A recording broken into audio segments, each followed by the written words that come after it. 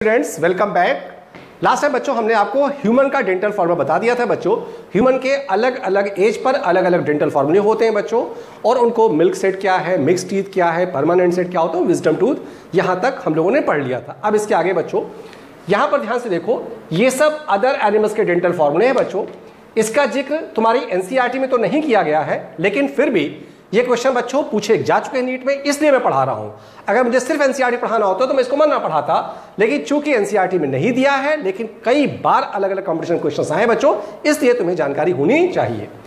सबसे पहले बच्चों ओपोसम, ये मेटाथीरियन मैमल है, इसका डेंटल फॉर्मूला है 5134 4134 और total number of teeth 50।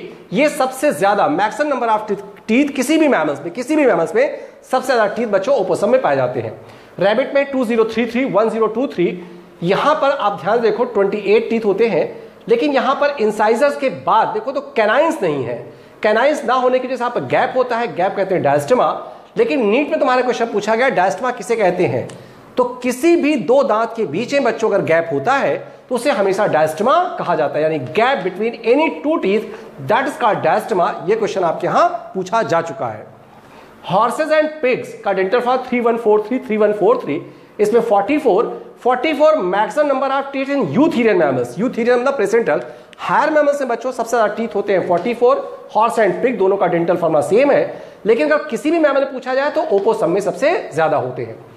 Rabbit में कैनाइंस नहीं है क्योंकि ये हर्बीवोरस है, लेकिन हॉर्स में कैनाइंस है जबकि ये भी हर्बीवोरस है। तो दोनों में अंतर क्या है बच्चों, रैबिट जो होता है वो नॉन फाइब्रस फूड पर फीड करता है, इसलिए वहां कैनाइन नहीं है, लेकिन हॉर्सेस में हर्बीवोरस होने के बावजूद भी कैनाइन है क्योंकि ये फाइब्रस फूड पर फीड करता है।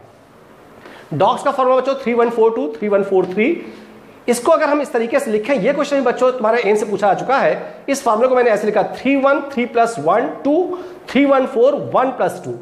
इस टीथ को हम कहेंगे last pre molar of upper jaw और इसे कहेंगे first molar of lower jaw. ये दोनों टीथ मॉडिफाइड होने के बाद बच्चों कैनाइन लाइक टीथ बनाते हैं, जिसे कार्नेजियल टीथ कहा जाता है। ये क्वेश्चन एम से पूछा गया है। आपने डॉग्स में देखा होगा, दो ऊपर से बड़े दांत निकले होते हैं, दो नीचे से बड़े दांत निकले होते हैं, वो कार्नेजियल टीथ है। कौन से, अगर आपसे पूछा जाए तो आप बता सकते हो। रैट्स का 1003 1003 16।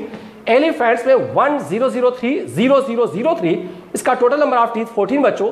यहां पर आप देखो बच्चों, जो अपर इंसाइजर है वो मॉडिफाइड होकर टस्क बनाता है, और टस्क का मेन काम होता है प्रोडक्शन।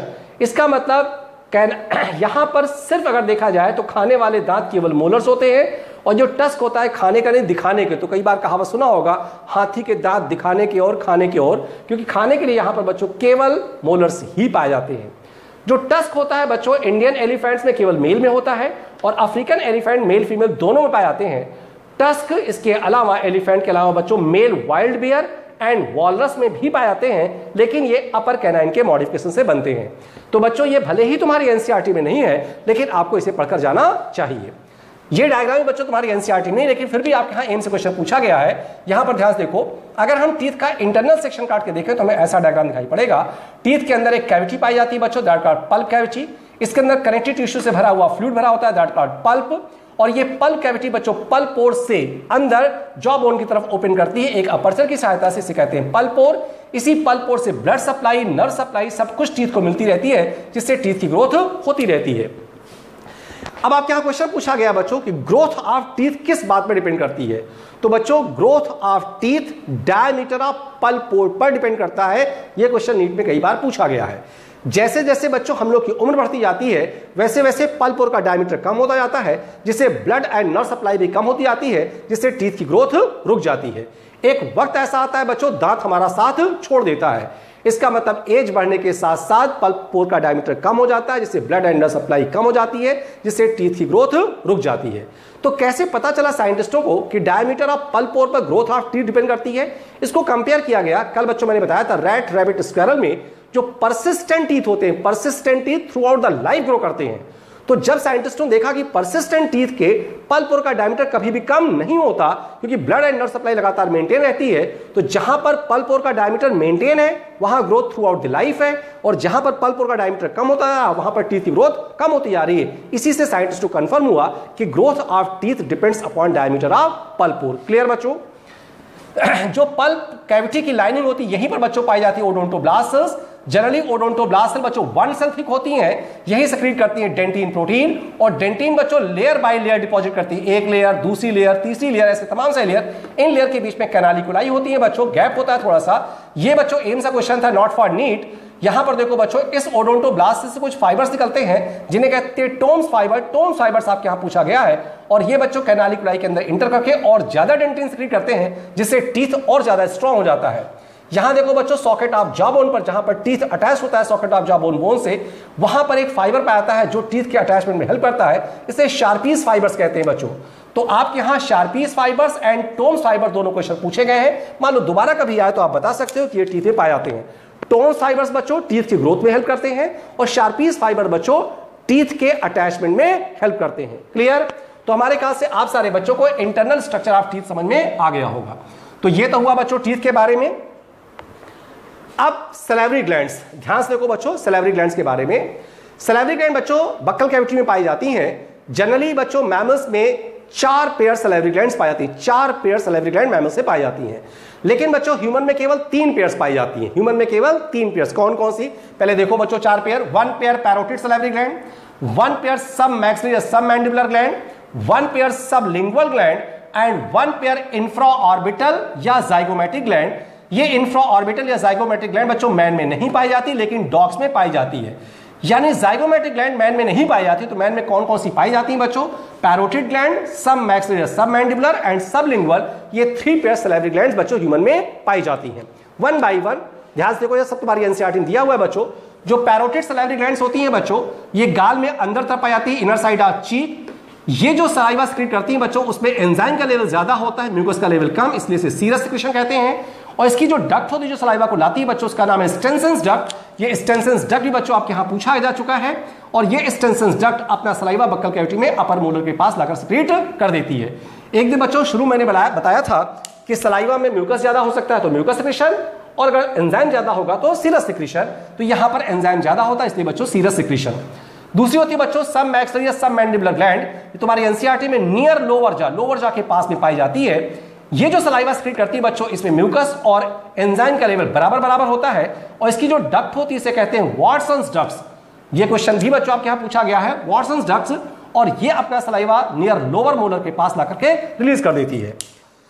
इसके बाद बच्चों 1 पेयर सबलिंगुअल ग्लैंड, नाम ही काफी है, सबलिंगुअल टंग के नीचे पाई जाती है, और ये जो सलाइवा सेक्रेट करती है बच्चों, इसमें म्यूकस का लेवल ज्यादा होता है, एंजाइम का लेवल कम, इसे म्यूकस सेक्रेशन कहते हैं। और यहां से एक दो नहीं कई सारी डक्ट निकलती हैं। इन डक्ट्स को बच्चों डक्ट्स ऑफ रिविनस या बार्थोलिन्स डक्ट भी कहा जाता है। ध्यान रहे यहां पर बार्थोलिन्स डक्ट और एक ग्लैंड बच्चों Bartholin's gland female gland system पाया, तो उसका जिक्र मैं आगे करूंगा। तो डक्ट ऑफ रिविनस बच्चों कई सारी होती है, ये क्वेश्चन भी पूछा गया है, और ये सलाइवा ला करके टंग जहां पर अटैच होती है floor of buccal cavity, fern और लिंगुए के पास आकर रिलीज कर देती है, इसीलिए यहां पर सलाइवा ज्यादा सेक्रेट होता है। जो इंफ्रा ऑर्बिटल ग्लैंड होती है बच्चों ह्यूमन में हम लोगों को तो नहीं पाई जाती, लेकिन डॉग से पाई जाती है। कहां पर? जहां पर डॉग्स की बच्चों आंखें होती हैं, आंखों के जो कैप्सूल होता है उसे ऑप्टिक कैप्सूल या ऑर्बिट कहते हैं, उसी के जस्ट नीचे पाया जाता है, इसलिए नाम रखा गया इंफ्रा ऑर्बिटल ग्लैंड। और चूंकि यहीं पर जाइगोमेटिक बोन होती है, इसलिए नाम रखा गया जाइगोमेटिक ग्लैंड। ये डॉग में पाई जाती है, ह्यूमन में एब्सेंट होती है, इसके सिक्रेशन में भी म्यूकस का लेवल ज्यादा होता है, और इसकी जो डक्ट होती है बच्चों से कहते हैं जाइगोमेटिक डक्ट, और ये सलाइवा ला करके नियर अपर प्री मोलर और मोलर के पास में रिलीज कर देती है। तो अब बताओ बच्चों ह्यूमन में कितने पेयर सलाइवरी ग्लैंड बच्चों? कुल 3 pairs. 1 pair parotid salivary glands पाई जाती है नियर चीक, गाल के अंदर पाई जाती है। इसका जो सलाइवा होता है उसमें एंजाइम का लेवल ज्यादा होता है, इसे सीरस सेक्रेशन, और इसकी डक्ट का नाम स्टेंसेंस डक्ट है बच्चों, ये क्वेश्चन भी पूछा गया है। दूसरी है 1 पेयर सब मैक्सिलरी सब मैंडिबुलर ग्लैंड, ये लोअर जा के नजदीक पाई जाती है बच्चों। इसके सलाइवा में इक्वल अमाउंट म्यूकस एंजाइम होता है। इसकी जो डक्ट होती है बच्चों, इसे वाटसन डक्ट कहते हैं, और ये अपना सलाइवा लोअर मोलर के पास रिलीज कर देती है। जो सब लिंगुअल ग्लैंड होती है बच्चों, वो टंग के नीचे पाई जाती है। इससे कई सारी डक्ट्स आती हैं, जिसे डक्ट्स ऑफ रिविनस या बार्थोलिन्स डक्ट कहते हैं, और इसमें म्यूकस का लेवल ज्यादा होता है, एंजाइम का लेवल कम होता है, इसलिए म्यूकस सिक्रेशन कहेंगे। और आपको याद होगा सलाइवा का सिक्रेशन एक रिफ्लेक्स एक्शन है, sight of food, smell of food and taste in oral cavity से सलाइवा का सिक्रेशन हो जाता है, बढ़ जाता है, और ये केवल नर्वस कंट्रोल होता है। इसका जिक्र बच्चों मैंने शुरू में किया था। जाइगोमेटिक या इंफ्रा ऑर्बिटल ग्लैंड बच्चों ह्यूमन में नहीं पाई जाती, तो हमारे पास से सलाइवरी ग्लैंड बच्चों समझ में आ गया होगा। यहां पर बच्चों स्नेक्स में ये क्वेश्चन भी इनसे पूछा गया, जो पॉइजनस ग्लैंड्स होती है, जहरीली ग्रंथ होती है बच्चों सांपों में, स्नेक्स में, वो पैरोटिड सलाइवरी ग्लैंड के मॉडिफिकेशन बनती है, और जो पॉइजनस टीथ होते हैं जिन्हें फैंग्स कहते हैं बच्चों, वो मैक्सिला बोन में पाए जाने वाले टीथ होते हैं, जिसमें जहरीले दांत कह सकते हो बच्चों। तो स्नेक्स की जो पॉइजनस ग्लैंड होती है वो पैरोटिड सलाइवरी ग्लैंड का मॉडिफिकेशन है, और जो पॉइजनस टीथ या फैंग्स होते हैं बच्चों वो मैक्सिलरी टीथ होते हैं। एक बीमारी होती है बच्चों हर्निया, ये क्वेश्चन भी आपके यहां पूछा गया है। हर्निया में क्या होता है, हमारी बॉडी के इंटरनल पार्ट जो अंदर की जो ओपनिंग्स होती है उससे बाहर निकल आते हैं, यानी protrusion of any body organ through any normal natural opening. बहुत कॉमन होता है लोगों में बच्चों इंग्वाइनल हर्निया, इंग्वाइनल कैनाल जहां होती है बच्चों वहां से हमारी एलिमेंट्री कैनाल का पार्ट बाहर आता है, उसे कहते हैं इंग्वाइनल हर्निया। अम्बलाइकस से बाहर आ जाए अम्बलाइकल हर्निया, ईसोफेगस की ओपनिंग से आ जाए हाइटस हर्निया, टेस्टिस से बाहर आ जाए इसे स्क्रोटल हर्निया। तो कई सारे नाम दिए गए बच्चों, हर्निया भी बहुत पुराना क्वेश्चन है इसका था। तो हर्निया का मतलब होता है protrusion of any body organ through any normal natural opening. Human में इंग्वाइनल हर्निया बहुत कॉमन होती है बच्चों, और इसको हम सर्जरी से ठीक कर सकते हैं। इसी के साथ बच्चों एनसीईआरटी में जितना डाइजेस्टिव सिस्टम है बच्चों वो समाप्त हो जाता है। अब केवल बच्चों विटामिन बचा, बाकी सब मैंने पढ़ा दिया। विटामिन बच्चों केमिस्ट्री के एनसीईआरटी में दिया है, लेकिन फिर भी मैं उसे डाइजेस्टिव सिस्टम के साथ ही बच्चों कल आगे पढ़ाऊंगा। तो आज तक का लेक्चर बच्चों और इसी के साथ तुम्हारी एनसीईआरटी से रिलेटेड पूरी बेस बच्चों एनसीईआरटी का मैंने डाइजेस्टिव सिस्टम आपको पढ़ा दिया। डाइजेशन एंड एब्जॉर्प्शन से रिलेटेड जितने क्वेश्चन आ सकते हैं या नए क्रिएट किए जाए बच्चों, तो मैं फिर भी आपसे कहूंगा रिवीजन करने के बाद आप प्रैक्टिस कर लो बच्चों, सारे के सारे क्वेश्चन तुम्हारे सॉल्व हो जाएंगे। कल बच्चों 1-2 लेक्चर में आपका ये टॉपिक समाप्त हो जाएगा। थैंक यू वेरी मच बच्चों, रिवीजन प्रैक्टिस करते रहो बच्चों।